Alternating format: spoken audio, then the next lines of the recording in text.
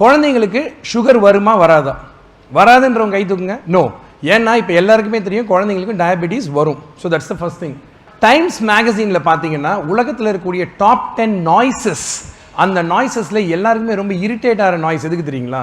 இந்த நாய்ஸ்க்கு தான். இங்கே பாருங்க, பேபி க்ரைம், குழந்தை அழுவுறது தான் இந்த உலகத்தில் யாருக்குமே பிடிக்காத நாய்ஸ்.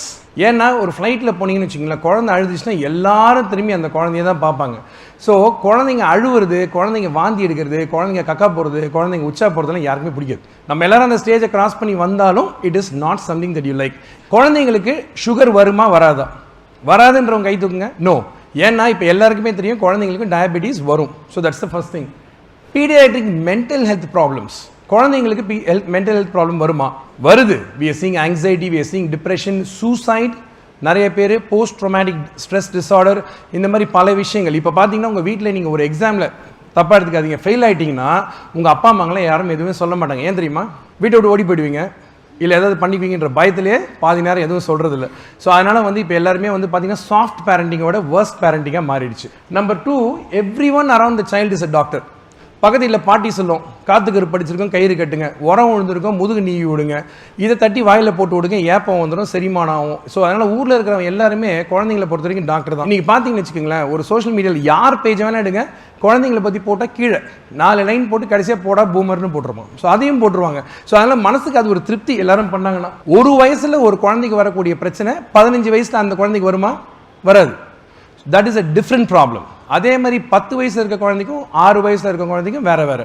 ஆனால் இதே பெரியவங்களுக்கு எல்லாருக்கும் பார்த்தீங்கன்னா ஃப்ராக்சரு, பிபி, சுகர் எல்லாம் ஒன்று தான். ஸோ பீடியாட்ரிக்ஸை பொறுத்த வரைக்கும், பீடியாட்ரிக் மருத்துவத்தை பொறுத்த வரைக்கும் பார்த்தீங்கன்னா இட்ஸ் வெரி சேலஞ்சிங்.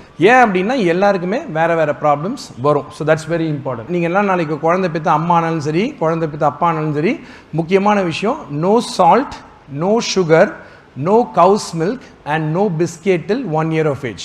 சால்ட்டும் சுகரும் கொடுத்தவங்களுக்கு இன்னைக்கு எத்தனை பேருக்கு, நிறைய பேருக்கு சுகர், ஹார்ட் அட்டாக்ல 30 years 40 yearsல வருது. நியூஸ்ல பாக்குறீங்களா இல்லையா? ஸோ உங்க பாட்டிங்கெல்லாம் சொல்லுவாங்க, நாங்கள் 30-40 வருஷத்துக்கு முன்னாடி கொடுத்தோமே எல்லாம் நல்லா தானே இருக்கீங்க. யாருமே நல்லா இல்லை. யாருக்கு வேணா எப்போ வேணா வரலாம். நீங்கள் எல்லாம் சுகர் சால்ட் சாப்பிட்ருந்தீங்கன்னா டைம் பாம் தான். என் முன்னாடி உட்காந்துருக்க டைம் பாம் நீங்கள் எல்லாம். ஸோ அதனால கொஞ்சம் ஜாக்கிரதையாக பார்த்துங்க. உங்கள் health is very important. Biscuits கண்டிப்பாக நோ. அதே மாதிரி கவுஸ் மில்க்கும் கண்டிப்பாக நோ. இந்த இன்ஃப்ளூயன்சர்ஸோட பிரச்சனையே என்ன தெரியுங்களா? தெரியாத அறவேக்காடுங்க நிறைய பேர் இருக்காங்க. எல்லாரும் தமிழ் ஒரு பழமொழி இருக்குது, தடி எடுத்தவன் தண்டல்காரன். கேள்விப்பட்டிருக்கீங்களா? அப்படின்னு என்னென்னு யாருக்காவது அர்த்தம் தெரியுமா? ஸோ தண்டல்காரன்னா போலீஸ்காரன். ஸோ தடி எடுத்தால் எல்லாரும் போலீஸ்ன்ற மாதிரி எல்லா சோஷியல் மீடியா இன்ஃப்ளூயன்ஸும் இன்றைக்கி ஆட்டிசமை பற்றியும் ஏடிஹெச்டி பற்றியும் நிறைய பேச ஆரம்பிச்சிட்டாங்க. இது ஒரு ரொம்ப ஸ்ட்ரிக்ட் க்ரைட்டீரியா. ப்ராப்ளம் என்னன்னு கேட்டிங்கன்னா, நிறைய பேரண்ட்ஸ் என்கிட்ட வர்றப்பே பயந்து போய் தான் வராங்க. யாருமே என் குழந்தைக்கு ஏடிஹெச்டி இருக்கா, ஆட்டிசம் இருக்கான்னு சொல்லுங்கள் டாக்டர்னு கேட்குறதில்ல. அம்மாங்களே டயக்னோஸ் பண்ணிடுறாங்க, என்கிட்ட கூட்டு வந்து கன்ஃபார்ம் பண்ணுறாங்க. ஸோ சுருக்கமாக சொன்னால், நான் வேப்பல் அடித்து திருப்பி அனுப்பேன், அது இல்லை உங்கள் குழந்தை நல்லா இருக்கிறா அப்படின்னு.